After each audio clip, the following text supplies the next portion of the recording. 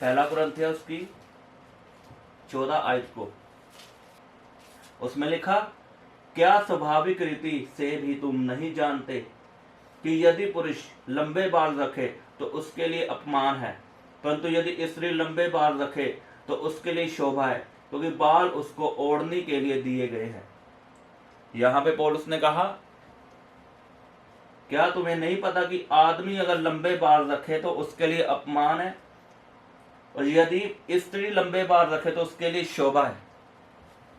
ये आयत क्यों लिखी पौलुस ने, क्यों लिखी ये पौलुस ने इस आयत को? ये अगर आप ध्यान से पढ़ो, ये कुरिन्थियों की कलीसिया को लिखी है।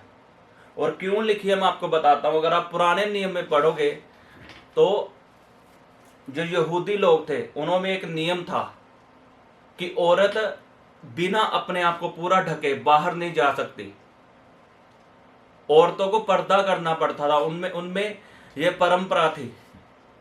वो घर में तो बिना पर्दे के रह सकती थी, लेकिन अगर बाहर जाए तो उनको ढकना पड़ता था, मुंह अपना सब यहां तक पूरा अपने आप को ढक के रखना पड़ता था। आप उत्पत्ति की किताब में पढ़ सकते हो, उत्पत्ति 24 की 65 में लिखा है, आप पढ़ सकते हो।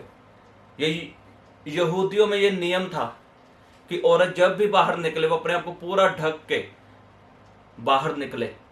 और तब कौन औरतें बिना ढके हुए घूमती थी? जो वेश्याएं होती थी, जो गलत संबंध बनाती थी, वो बिना ढके अपने आप को घूमती थी तब। और इसलिए ये अपमान की बात समझी जाती थी। जो औरत बिना ढके बाहर निकलती थी उसे अपमान माना जाता था। इसलिए अगर आप गिनती का 5वां चैप्टर पढ़ोगे, आप उसे पूरा पढ़ना, मेरे पास इतना समय नहीं है कि आपको पूरा पढ़ के सुनाऊं। वहां पे जिस पुरुष को शक को अपनी वाइफ पे, अपनी पत्नी पे कि इसने व्यभिचार तो नहीं किया, तो उसे याजक के सामने ले जाकर उसके बाल कटवाए जाते थे। बाल कटवाना औरतों के लिए अपमान की बात है। छोटे बाल रखना औरतों के लिए अपमान की बात है, और उसके पति के लिए भी अपमान की बात है। औरतें छोटे बाल नहीं रख सकती। पौलुस ये बात कुरिन्थिया की कलीसिया को लिख रहा है, क्योंकि कुरिन्थिया की कलीसिया ऐसे काम करती थी, वहां की औरतें अपने बाल छोटे रखती थी। इसलिए पौलुस ने कहा कि औरतों को बड़े बाल रखना शोभा देता है। कई लोग ऐसे हैं जो कमेंट में ये आयत लिखते हैं, बेशर्म लोग ऐसे, उन्हें वीडियो में केवल बड़े बाल दिख गए और फटाफट सर्च किया गूगल पे, long hair in Bible verse, और लिख के भेज दिया कि कुरिन्थिया पहला उसकी 11 की 14 पढ़ो। अरे मैंने पढ़ी है, ये क्यों लिखी है? मुझे एक बात बताओ, लंबे बाल, कितने बाल होंगे जिनको लंबा कहा जाएगा? क्या इतने बालों को लंबा बोलते हैं, या इतने बालों को, या इतने बालों को, या यहां तक बालों को लंबा बोलते हैं? मुझे बताओ। पौलुस उन लड़कियों को जो कुरिन्थिया की थी उनको बताना चाहता था कि लंबे बाल लड़कियों के लिए शोभा देते हैं। पुराने नियम में पर्दा करना पड़ता था लड़कियों को, पर्दा, उन्हें ढकना पड़ता था अपने आप को, यहां के अंगों को ढक के रखना पड़ता था, तभी वो बाहर जा सकती थी। और कुरिन्थिया की कलीसिया को पौलुस कह रहा है कि तुम लंबे बाल रखो, वो शोभा देते हैं। क्यों कह रहा है? बाल हमें ढकने के लिए हैं। बाल हमारे यहां के अंगों को ढकते हैं। जो लड़कियां लंबे बाल रखती हैं उनके कान ढके होते हैं बालों से। इसलिए पौलुस ने कहा लंबे बाल लड़कियों को शोभा देते हैं। पुराने नियम में छोटे बालों को, लड़कियों के जो छोटे बाल होते थे उनको अपमान माना जाता था, क्योंकि उनके अंग दिखते थे। लेकिन लंबे बालों से अंग ढकते हैं। ये आयत इसलिए पौलुस ने लिखी है। और जेंट्स के लंबे बाल कितने होते हैं? वो इतने बाल रखने से मना कर रहे हैं जेंट्स को कि लंबे बाल मत रखो। इतने बाल लंबे नहीं होते। अगर जेंट्स के बालों से उसका चेहरा दिख रहा है तो वो लंबे बाल नहीं है। ध्यान से वचन को पढ़ो, क्यों लिखा पौलुस ने। आप मुझे सिखा रहे हो, मुझे मालूम है क्यों वचन लिखा है, मुझे पता है पौलुस ने क्यों लिखा है, किस कलीसिया को लिखा है, और कहां से देखकर लिखा है, कहां का सोच के लिखा है। ऐसे मुंह उठा के आए तो मत लिख दिया करो, इसको, इसकी नॉलेज रखो, इसे पढ़ो, इसे इसलिए पौलुस ने कहा कि औरतें लंबे बाल रखें। क्यों पौलुस ने कहा कि अपना सिर ढक के प्रार्थना करो? आपको क्या लगता है? मान लो आप कहीं पे हो बाहर, इमरजेंसी किसी के लिए प्रार्थना करनी है, अगर वहां पे आपके पास कपड़ा नहीं है तो क्या करोगे? बताओ।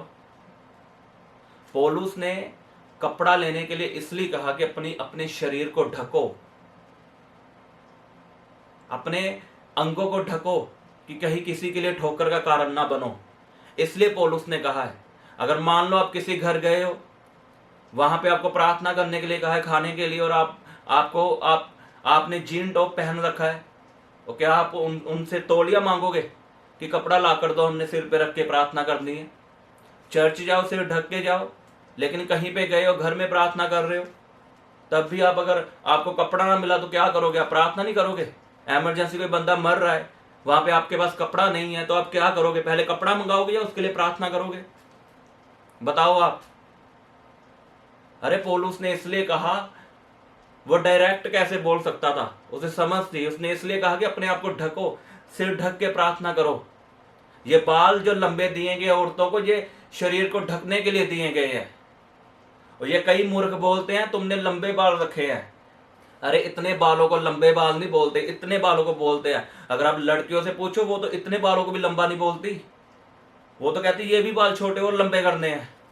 मुझे कमेंट में आयत लिखने से पहले समझो, मुझे मालूम है बाइबल का किसके लिए वचन लिखा है। ये सभी वचन मेरे लिए है, ये सभी जो बाइबल लिखी गई, ये मेरे लिए लिखी गई है, और मुझे मालूम है। आमीन। ये औरतों को बोला गया है कि लंबे बाल रखो अपने शरीर को ढकने के लिए, उसे पफ बनाने के लिए नहीं, उसे ढकने के लिए। इसलिए पौलुस ने कहा शोभा देते हैं, और पति की इज्जत बढ़ती है, वो अपमानित नहीं होता। आमीन। अगर ऐसा होता तो पौलुस ने भी बाल कटवाए थे। मैं आपको बताता हूं, हम खोलेंगे प्रेरितों के काम, उसका 18वां चैप्टर, उसकी 18 आयत को पढ़ेंगे।